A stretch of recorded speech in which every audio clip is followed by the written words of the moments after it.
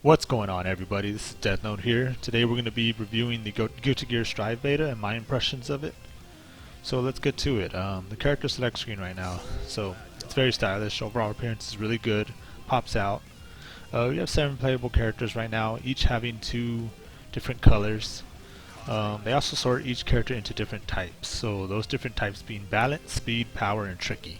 So you can kind of decide who you want to play off that or base it off how cool they look, which is what I do.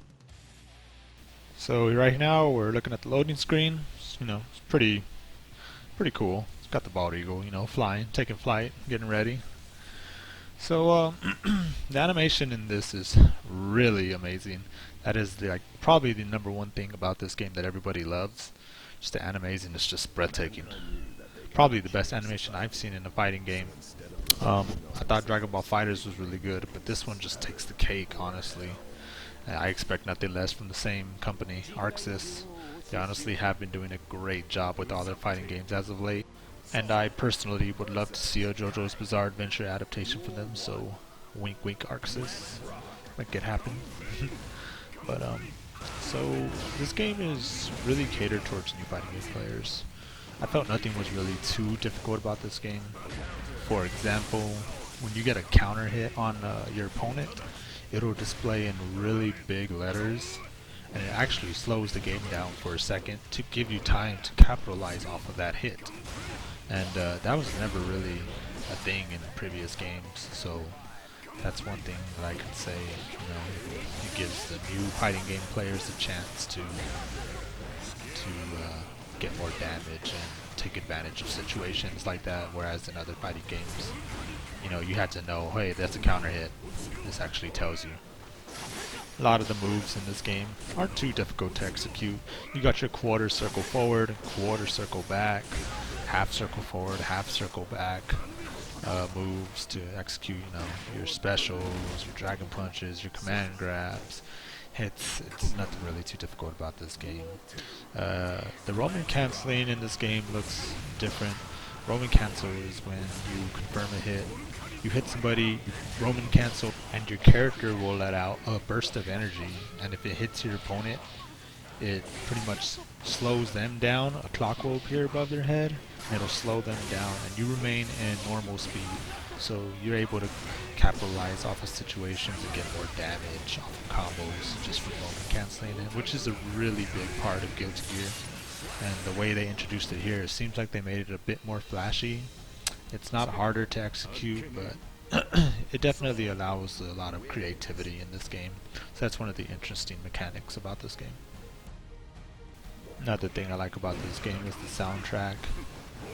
It's got a lot of not heavy metal, but has a rock and roll type soundtrack, and it's just clean. Matches with the game so well. And I feel like I could see myself jamming out to the soundtrack of this game, so hopefully they put in a little mode where you can just go and listen to the music, which I'm sure they will. They've done a great job with that in previous titles so far, so that's going to be cool to see. So obviously this is Guilty Gear Strive beta, and I wrote some things down that I would like to see addressed in this game before it's actually released. #1 being the damage in this game. It's honestly too much. ArcSys really needs to tone the damage down. You can literally take somebody's life in 2, if not 3 combos. So it just needs to be reworked, which shouldn't be too hard to fix, so I'm not really too concerned about that.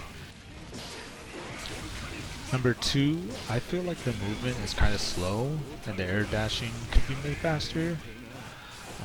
Maybe it's just because I haven't played a Guilty Gear game in a while. First Guilty Gear, or last Guilty Gear game I played, I should say, was Guilty Gear Revelator. So, I don't know, that one just seems faster to me.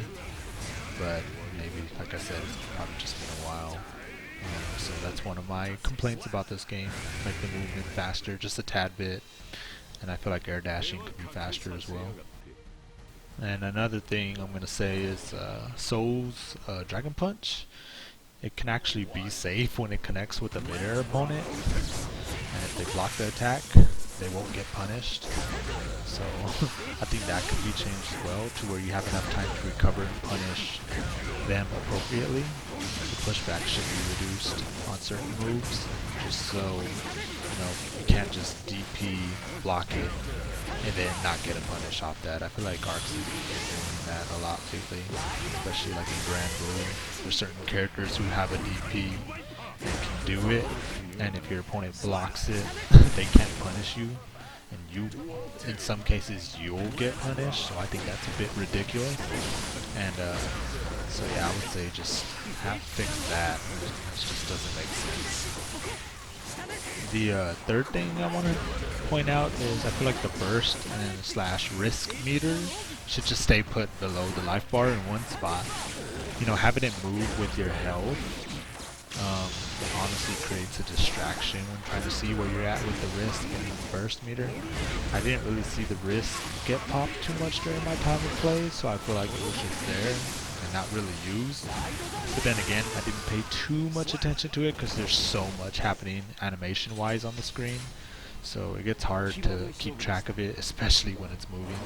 So I think they just need to keep it stationary. That way, you can just look in one spot and get back to, fighting. So I think the animation's nice, but I think you can overdo it at a point.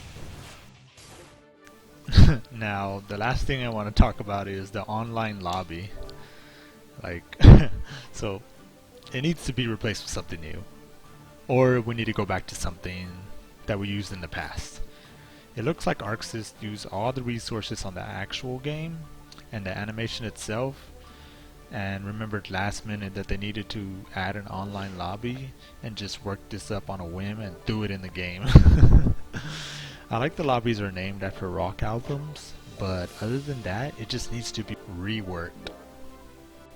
I do like the idea of having the different floors though of your same skill level, and you can't go to the weaker ones and abuse them. But the whole thing where I have to pull my weapon out, make contact with somebody else is just too much. Especially when there's so many people around in one area, it makes it really hard to match up, with somebody else.